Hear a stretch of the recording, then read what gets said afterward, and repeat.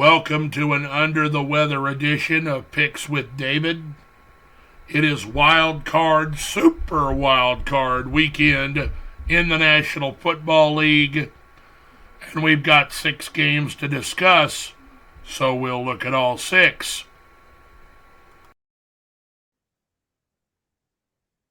Our first game is the Cleveland Browns versus the Houston Texans.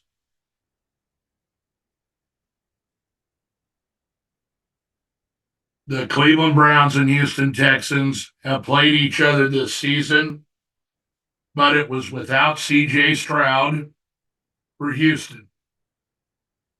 Joe Flacco is now completely in control of this offense. They have run the ball decently well, and we know how good their defense is. Cleveland clinched a playoff spot.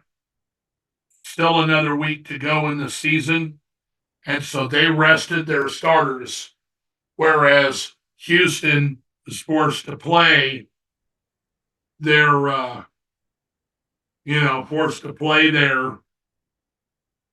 starters in an attempt to win and get in, which they did. And because of a bad showing by Jacksonville, Houston won their division and therefore got this home playoff game. I like the Cleveland Browns to go on the road with a seasoned veteran team and win the game in Houston. But I know that Houston will play well. I expect some high-flying passes down the field to Nico Collins and some real good screen game to Damian Pierce and Devin Singletary. But once again, I'm going to take Cleveland in game number 1 on Saturday. Game number 2 is a rematch from the regular season also. The Dolphins face the Chiefs in Germany, and on the strength of their defense, Kansas City won the game. Here they are again, getting ready to, face off this time at Arrowhead Stadium. Tyreek Hill gets to play at Arrowhead like he wanted to earlier in the year. This time it's in the playoffs. It will be bitterly cold in Kansas City. I'm not sure that there will be a sellout crowd because of the temperatures. Tickets are going as low as $40 right now. The Dolphins kind of have a predictable offense based on their formations. I listened to Chris Sims on the Dan Patrick Show this week and also on Pro Football Talk. They planned their plays accordingly based on the safety look the defense gives them. Kansas City used this to their advantage in the first matchup. If they take away the screens and the sweeps and they protect the middle of the field, Kansas City's got a good shot on defense to continue to hold down a high-powered offense. I think the Chiefs will have a much better showing than they have been recently. I feel like the Chiefs have been holding back in their offense. I think they're going to get Travis Kelce involved. We're going to see a lot of running game out of both Clyde Edwards-Helaire and Isaiah Pacheco. I like the Kansas City Chiefs to win at Arrowhead on Saturday. In the Sunday matchups, the Green Bay Packers travel to the Dallas Cowboys. And in this matchup, Green Bay makes their first playoff with Jordan Love as the quarterback. The Cowboys have had some postseason appearances over the last several years, only to lose to a superior 49ers team in each of the last couple seasons. Dallas did not play well on the road this year, but at home they are a different team. They have a very good defense. They can rush the passer and attack with Micah Parsons and DeMarcus Lawrence. Their secondary has Pro Bowlers in it. I think Green Bay will try to run the football to set up play-action passing. I think they'll have to lean on Aaron Jones if they want to have a chance to win this game.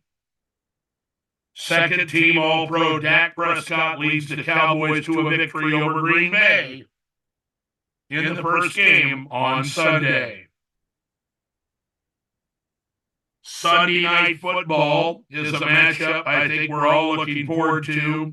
Matt Stafford makes his return as quarterback of the Los Angeles Rams to play the Detroit Lions.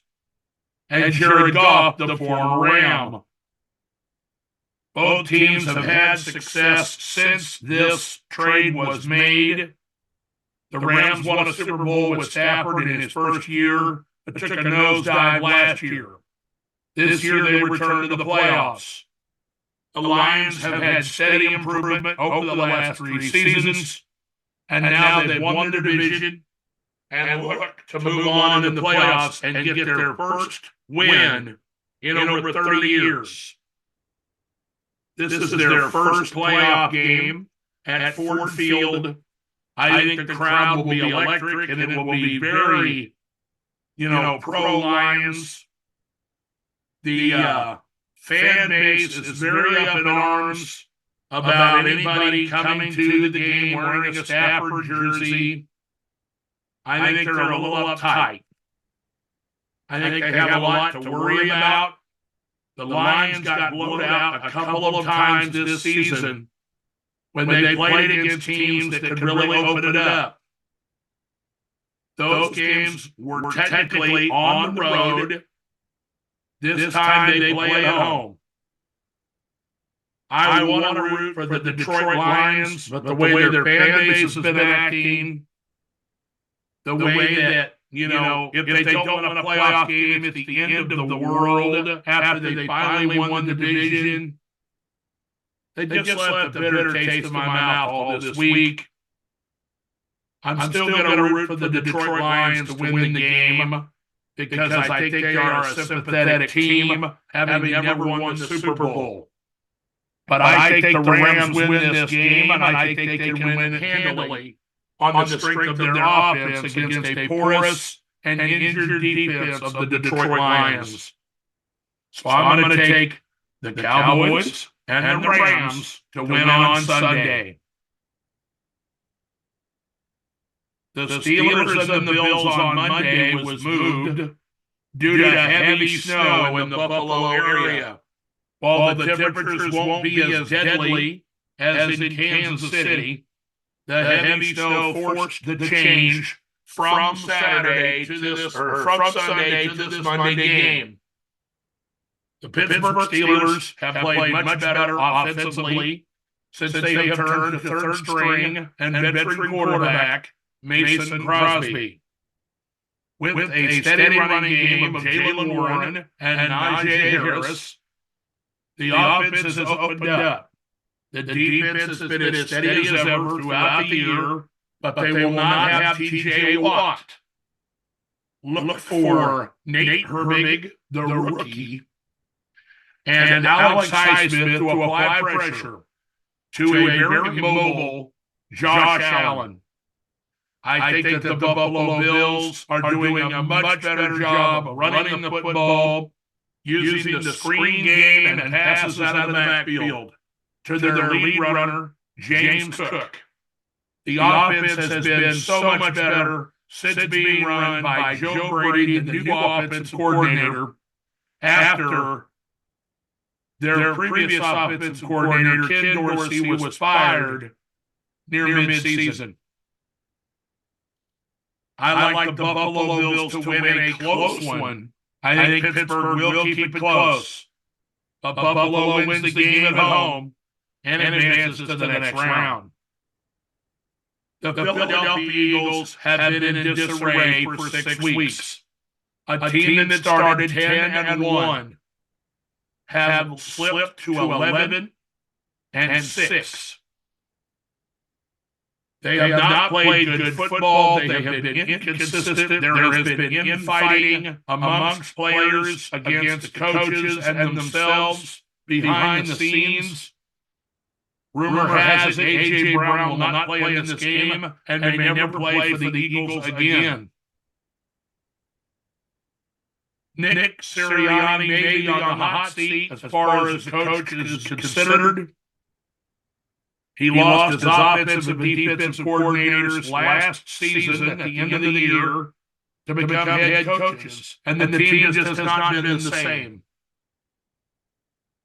On the other side of the ball, Baker Mayfield has shown that he can be a franchise starting quarterback once again, and he is surrounded with weapons and a good solid defense. Tampa and Philadelphia played each other during the regular season in Tampa. Philadelphia ran the ball down their throats with DeAndre Swift. I think that it's going to be a matter of Tampa Bay controlling the time of possession, making smart plays if they can, controlling the clock and holding the ball. I think that Philadelphia has got a championship medal. They've got heart, and I think they've got a chance to win this game. But I really think that their season has come to an end, and I'm going to take the Tampa Bay Buccaneers to win on Monday Night Football. So quick recap. I'm going to take the Cleveland Browns over the Houston Texans, the Kansas City Chiefs over the Miami Dolphins, the Cowboys over the Packers, the Rams over the Lions, the Bills over the Steelers, and the Buccaneers over the Eagles.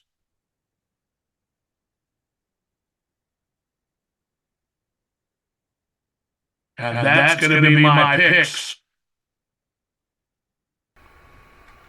Baltimore and San Francisco are the number one seeds, and they await the winners of this weekend's games.